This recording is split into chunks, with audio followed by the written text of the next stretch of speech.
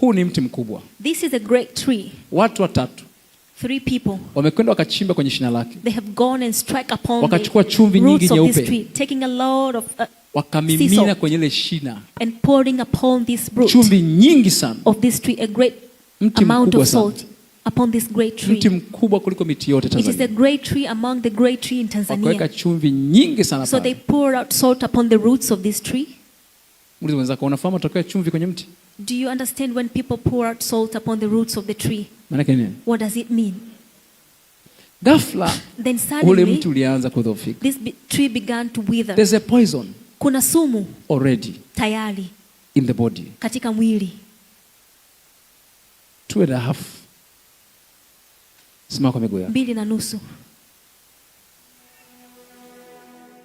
Bwana kaniambia jambo And then the lifuatalo. Lord told me this. Kuanzia Jumatatu From Monday, hii ya kesho, that begins from tomorrow, akasema nimejiwekea ishara kubwa mzitazame. I have set myself a signs for you to look at. Namba 1 Zanzibar. Number 1, Zanzibar. Ni ishara. It is a sign. Naelewa hivyo hivyo tu. Just understand as it is.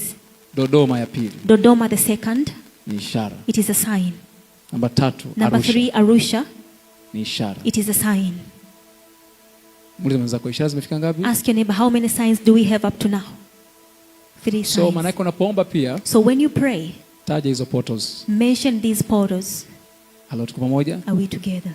Ya kwanza, The first one, Zanzibar. ya pili, The second one, Dodoma. ya tatu. The third one, Arusha.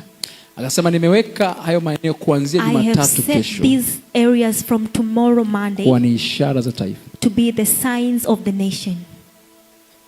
Kama nguvu ya Mungu If the power of God kupitia maombi yako through your prayers itagusa maeneo matatu, can touch these 3 then portals, Tanzania imeguswa. then Tanzania will be touched. Usisahau hicho kitu. Do not forget this.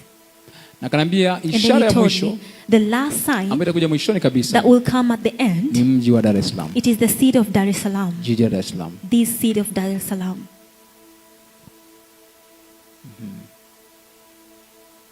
So usisahau hao wanne. So do not forget these 4. Hao ambao ni ishara. These 4 signs. Nguvu ya ishara iko hivi. So this is the power of a sign. Kigusa ishara, When you touch a sign, umegusa kitu halisi. you have touched the real object. Ukitembea kwenye jua, When you walk upon the sun, kuna kivuli unakiona, si ndio? there is a shadow that you see. Kila kivuli ni wewe. That shadow is you. If anything happens kwenye hicho If kivuli, anything happens to a shadow, kimetokea kwako. it is automatically happens to you. Ndio maana rohoni And that's why in the realm of the spirit, kivuli kina nguvu kuliko mtu a halisi. shadow has more power than the real person. Mmenisikia mtu wa Mungu eh? Amen. Hiyo nini? Ni ishara. That is a sign. Bwana Yesu asifiwe sana. Praise the living Jesus. Sema Bwana tusaidie. Say, Lord Jesus, help us. Jambo la pili. The second thing, Sasa hivi nitaongea kwa ufupi, I'm going to speak in brief kwa code, with the code. ila Bwana akupe neema ya And kunielewa. may the Lord give you the grace to understand. Ila tuanza maombi kuanzia Jumatatu. But we're going to begin intercession from tomorrow.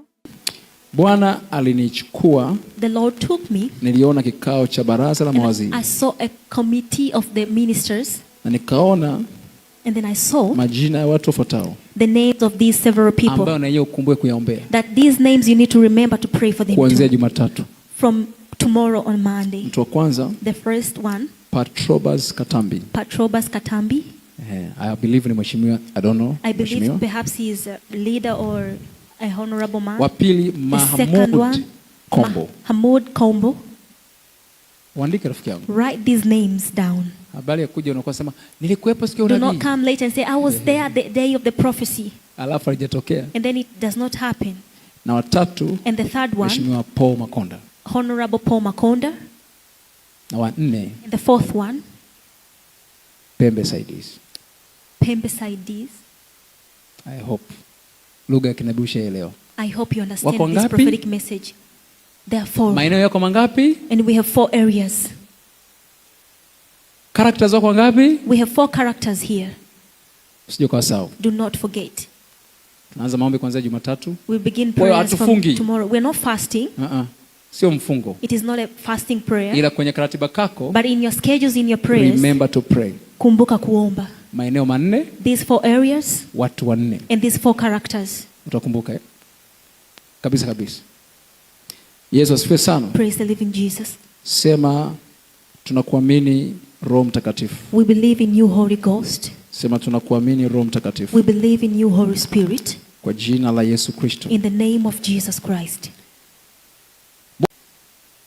Bwana kaniambia, And then the Lord told me, kanisa linapoendelea kuomba as the church continue to intercede na kuombea taifa hili, and to intercede for this nation, let them pray wacha waombe on this sign. katika hizi ishara. A man Mtu that has authority ambaye ana but mamlaka has not. lakini hana.